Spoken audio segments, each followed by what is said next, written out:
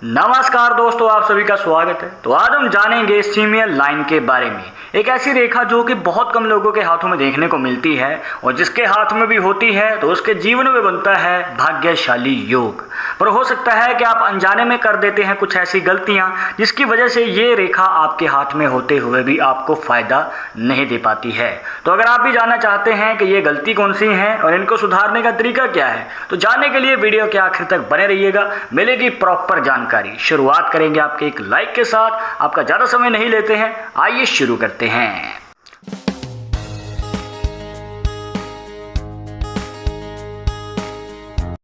शुरुआत करने से पहले जैसे कि आपको हर वीडियो में बताते हैं कि अगर आप लड़के हैं तो अपने राइट हैंड में, अगर लड़के हैं तो अपने लेफ्ट हैंड में इस जानकारी को देखिएगा। और इसी के साथ अगर आप चाहते हैं हमसे पर्सनली बात करके अपनी समस्या का समाधान, तो लिंक मिलेगा आपको डिस्क्रिप्शन में हमारे इंस्टाग्राम और ट्विटर अकाउंट का, जाकर आप दोनों अकाउंट्स पर फॉलो कीजिए। जो भी पूछना चाहते हैं पूछ सकते हैं। अब नॉर्मली हाथों में जब आप देखते हैं तो दोस्तों आपको यहाँ पर इस प्रकार से माइंड लाइन देखने को मिलेगी और इसके ऊपर होती है एक हार्ट लाइन। अब इस प्रकार से दो ये अलग अलग रेखाएं होती हैं, पर इस हाथ में आपको हार्ट लाइन नज़र नहीं आएगी। और इसके रिलेटेड बहुत बार सवाल आते हैं कि हमारे हाथ में तो हार्ट लाइन नहीं है, सिर्फ एक ही रेखा है। तो दोस्तों ये है एक सीमियल लाइन। अब ये एक ऐसी रेखा है दोस्तों जिसमें हार्ट लाइन और माइंड लाइन दोनों ही मर्ज हो चुकी हैं। अब अगर आपको कोई ये कहता है कि आपके हाथ में तो हार्ट लाइन ही नहीं है, सिर्फ माइंड लाइन है, तो ऐसा बिल्कुल भी ना माने, क्योंकि सीमियल लाइन में दोनों ही रेखाएं एक साथ मिली हुई होती हैं। हार्ट लाइन जरूर होती है। अब जानते हैं सबसे पहली गलती के बारे में। अब देखिए दोस्तों, देखा गया है कि ऐसे लोग जिनके हाथ में सीमियल लाइन होती है एक पॉइंट से दूसरे पॉइंट तक, तो ऐसे लोग गुस्से वाले होते हैं। मतलब कि जल्दी गुस्सा आ जाता है, शॉर्ट टेम्पर वाला हमें नेचर देखने को मिलता है। एक और बात दोस्तों, यहाँ पर ये डिबेट ज़्यादा करते हैं या फिर बहस भी ज़्यादा करते हैं। तो आपको यही रिकमेंड करेंगे कि अपने गुस्से को थोड़ा शांत करें, क्योंकि अगर आपका गुस्सा ज़्यादा रहेगा तो आपका कॉन्टैक्ट बेस भी छोटा होगा, फ्रेंड सर्कल भी छोटा रहेगा, जिस वजह से आगे चलकर जो है अगर आपको कोई कार्य करना है, कोई रिसर्च करनी है, तो आपके पास कॉन्टैक्ट बेस छोटा होने की वजह से आपको समय ज़्यादा लग सकता है। अगर किसी को कोई कार्य पूरे करने में 10 दिन लगते हैं तो आपको 20 दिन लगेंगे या उससे भी ज़्यादा। कहने का मतलब ये है दोस्तों कि आपको अपने शॉर्ट टेम्पर वाले नेचर पे थोड़ा कंट्रोल करना जरूरी है। और आप जो ये जिद्दी स्वभाव है अपने पॉजिटिव वे में यूज़ कर सकते हैं। वो कैसे? मतलब कि आप किसी गोल को ठान लीजिए कि आपको पूरा करना है, अपने लक्ष्य को पूरा करेंगे तो आपको सफलता भी मिलेगी। और आपका अगर आप जिद्दी स्वभाव अपने करियर में लगाते हैं और आपने ठान लिया कि आपको अपना गोल पूरा करना है, तो आपको कामयाबी पाने से कोई नहीं रोक सकता। अब यहाँ पर एक और फैक्ट है दोस्तों, जो सीमियल लाइन है वो यहाँ पर लाइफ लाइन से थोड़ा गैप के बाद बन रही है। नॉर्मली हाथ में जो है, अब चाहे माइंड लाइन ही क्यों ना हो, यहाँ पर दोस्तों ये दो रेखाएं एक साथ मिली हुई होती हैं या फिर एक साथ ही यहाँ से निकलती हैं।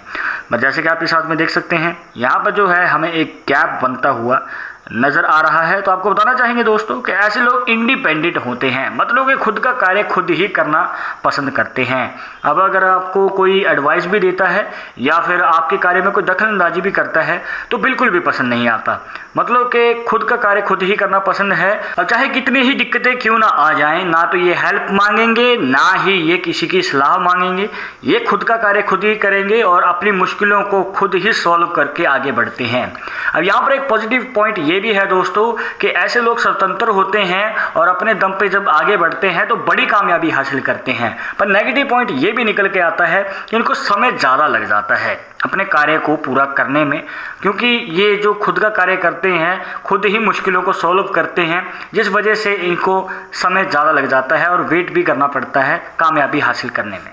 इसके बाद दूसरी गलती, और इसका रिलेटेड बहुत बार सवाल आते हैं कि हमारे हाथ में सीमियल लाइन है तो हमें करियर में सफलता कब मिलेगी, बहुत ज़्यादा मेहनत कर रहे हैं। तो आपको बताना चाहेंगे दोस्तों कि देखा गया है कि जिनके हाथ में इस प्रकार से सीमियल लाइन होती है तो ज़्यादातर या तो ये टीचिंग लाइन में जाते हैं या फिर मेडिकल लाइन में जाते हैं। तो यहाँ पर ये जो भी कार्य करते हैं तो इसमें इनको बहुत ज़्यादा मेहनत करनी पड़ती है। और ऊपर से ये जॉब में अगर हैं तो इनको थोड़ा वेट ज़्यादा करना पड़ेगा, क्योंकि 35 से 40 साल की उम्र के बीच में ये बड़ी सफलता हासिल कर पाते हैं अपने किसी भी फील्ड में जिसमें ये कार्य कर रहे हैं। और ऊपर से इनको अपनी मनचाही इच्छा पूरी करने में समय लग जाता है, क्योंकि यहाँ पर अगर इनको गाड़ी लेनी है, प्रॉपर्टी लेनी है, तो उसमें इनको वेट ज़्यादा करना पड़ता है, क्योंकि पैसा टिकता नहीं है, जल्दी ही खर्च हो जाता है, तो इनको बचत पे ज़्यादा ध्यान देना पड़ता है। और इसी के साथ आपको यहाँ पर ये रिकमेंड करेंगे कि अगर आप आगे बढ़ना चाहते हैं और जल्दी सफलता प्राप्त करना चाहते हैं और इनकम के सोर्स को भी बढ़ाना चाहते हैं, तो आपको बताना चाहेंगे कि यहाँ पर आप साइड बिजनेस कर सकते हैं या फिर आप प्रॉपर बिजनेस भी कर सकते हैं। बस आपको यहाँ पर एक्सपीरियंस होना चाहिए और यहाँ पर आपको इन्वेस्टमेंट भी चाहिए होगी। बट अगर आपके पास इन्वेस्टमेंट नहीं है तो पहले आप जॉब कर लीजिए अपना खर्चा पूरा करने के लिए, और थोड़ा बहुत इन्वेस्ट करने के लिए वहाँ से आप पैसा निकाल सकते हैं। देन आप एक्सपीरियंस लेने के बाद साइड बिजनेस शुरू कीजिए, जिससे कि आपका इनकम का सोर्स भी बढ़ेगा। तो दोस्तों, अगर आप अपने जीवन में सफलता प्राप्त करना चाहते हैं, कहने का भाव यही है कि फीमेल लाइन बिजनेस वालों को ज़्यादा फ़ायदा देती है। आप जिस भी लाइन में जाना चाहते हैं तो बिजनेस की फील्ड में आपको ज़्यादा फ़ायदा मिलेगा, क्योंकि दोस्तों यही गलती हो जाती है कि आप जॉब की फील्ड में जाते हैं जिसमें आप स्ट्रगल करते रहते हैं, बट आपको अपनी मेहनत के अनुसार फल नहीं मिल पाता है। तो अगर आप बिजनेस की फील्ड में जाएंगे तो आपको फ़ायदा भी जल्दी मिलेगा, मतलब कि 25 से 30 साल की उम्र के बीच में। इसके बाद तीसरी गलती, और ये है आपकी लव लाइफ के रिलेटेड, मतलब कि अगर आप किसी को पसंद करते हैं और चाहते हैं लव मैरिज करना, तो आपके मन में सवाल होगा कि हमें लव मैरिज की ओर कदम बढ़ाना चाहिए या फिर नहीं, हमें अरेंज मैरिज की ओर जाना चाहिए। देखिए, अगर आपने हमारी पहले की वीडियोस देखी हैं तो आपको पता होगा कि जो हार्ट लाइन है ये अलग बनी होती है, तो हम इससे आसानी से जान पाते हैं। मतलब कि अगर हार्ट लाइन गुरु पर्वत पे है तो लव मैरिज के चांसेस रहते हैं, पर जैसे कि आप इस हाथ में देख सकते हैं हमें हार्ट लाइन नज़र नहीं आती है, क्योंकि वो माइंड लाइन के साथ मर्ज हो चुकी है और सिंगल लाइन का रूप ले चुकी है। तो यहाँ पर आप कैसे जान सकते हैं, आपको बताना चाहेंगे दोस्तों। इस कंडीशन में जो है आपकी अरेंज मैरिज के चांसेस ज़्यादा बनते हैं, क्योंकि दोस्तों हार्ट लाइन जो है माइंड लाइन के साथ मर्ज हो चुकी है और माइंड लाइन जो है वो सीधी जा रही है, और दोस्तों ये डायरेक्शन है अरेंज मैरिज की ओर।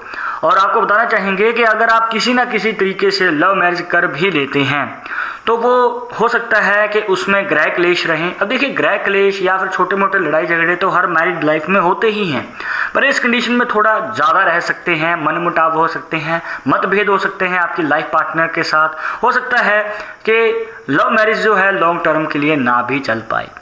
तो आपको ये रिकमेंड करेंगे कि अरेंज मैरिज इस कंडीशन में बेटर ऑप्शन रहेगा, और आगे चलकर जो है आपकी हैप्पी मैरिड लाइफ और एक लॉन्ग टर्म मैरिड लाइफ देखने को मिल सकती है। तो दोस्तों, ये थी कुछ खास जानकारियां जहां पर आपको बताया फीमेल लाइन के बारे में, इसके पीछे का रहस्य क्या है और ये कैसे आपके जीवन पे प्रभाव डालता है, और इससे जुड़ी 3 गलतियां जो आप शायद अनजाने में कर देते हैं। तो आपके मन में अभी भी कोई डाउट या सवाल रह गया हो तो आप हमें कमेंट बॉक्स में पूछ सकते हैं। आई होप कि आपके सभी डाउट्स यहाँ पर क्लियर हो गए होंगे, और आगे आप किस टॉपिक के ऊपर वीडियो देखना चाहते हैं तो वो भी आप हमें सजेस्ट कर सकते हैं। पर एक जरूरी बात जो आपको हमेशा याद रखनी है कि पाल्मिस्ट्री 100% एक्यूरेट नहीं होती है। मानने वाले मानते हैं, इसके अकॉर्डिंग ही आगे कदम बढ़ाते हैं। बट अगर आपको इन सब में विश्वास नहीं है तो आप अपने विचार हमें कमेंट बॉक्स में बता सकते हैं।